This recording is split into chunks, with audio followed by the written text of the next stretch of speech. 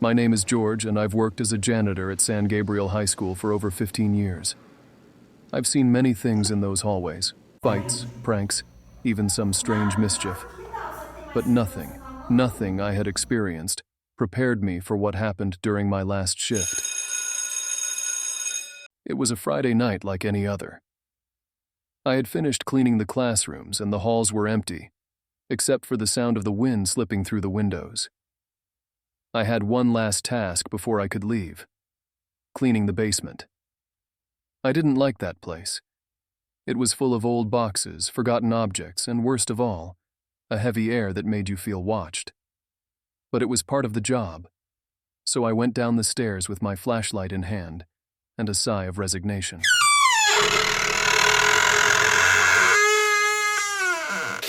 The basement was as dark as always, but something felt different that night. The air was colder than usual, and when I entered, I noticed that some of the boxes had been moved. I thought maybe a teacher had come down for some old supplies, but when I checked, everything seemed in place, though there was a strange feeling in the air, like a presence watching me. As I swept the dusty floor, I heard a sound. At first, I thought it was just the wind echoing, but then I heard it more clearly: laughter. Children's laughter.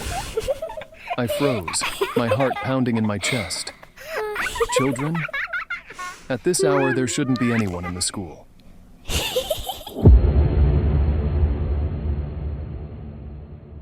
I tried to convince myself it was my imagination. Maybe the long years of working night shifts were getting to me. I tried to keep going, but the laughter grew louder. It was coming from the maintenance room at the end of the hall. That door was always locked, and only I had the key. A chill ran down my spine, but something pushed me to go check. When I got there, I saw something that paralyzed me. The maintenance room door was slightly open. No one, absolutely no one, should have been in there. I swallowed hard, turned on my flashlight, and with trembling hands, pushed the door. The flashlight illuminated the room, but what I saw didn't make sense. In the middle of the room, sitting in a circle, there was a group of children. They looked like students, but there was something terribly wrong about them. Their faces were pale, almost gray, and their eyes, empty, stared straight at me. Then, all at once, they started laughing again, a hollow, unnatural laugh.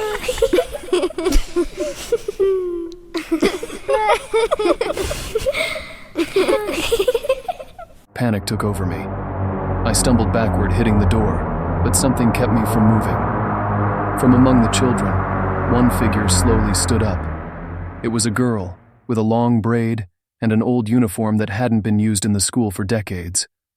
She couldn't have been older than 10, but as she approached, her presence overwhelmed me. Her face was distorted, like a blurred photograph. "You shouldn't have come," she said, her voice echoing more in my mind than in the air. I wanted to run, but my legs wouldn't respond. I felt the cold of the room wrap around me as the children began to whisper my name. George. George. And then, something unbelievable happened. Suddenly, all the children vanished. The room was empty, as if nothing had happened. There was no trace of the laughter, nor the girl's figure. The silence was deafening.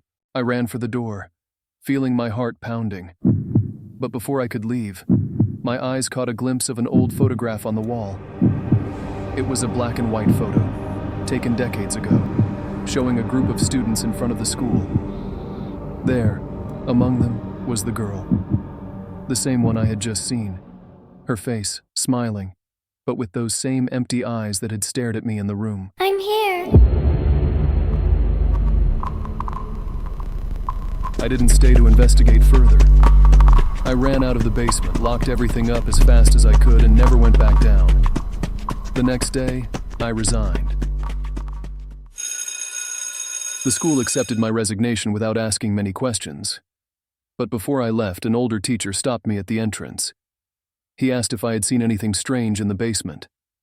I told him my story, expecting him to laugh at me, but instead, He looked at me with a grave expression. "You're not the first to see them," he said. "Many years ago, several children went missing in an accident down there. Their bodies were never found."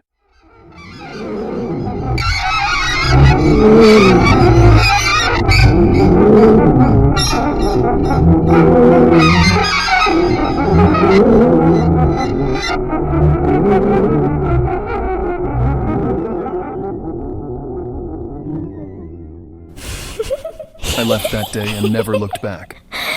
But sometimes, late at night, I still hear their laughter.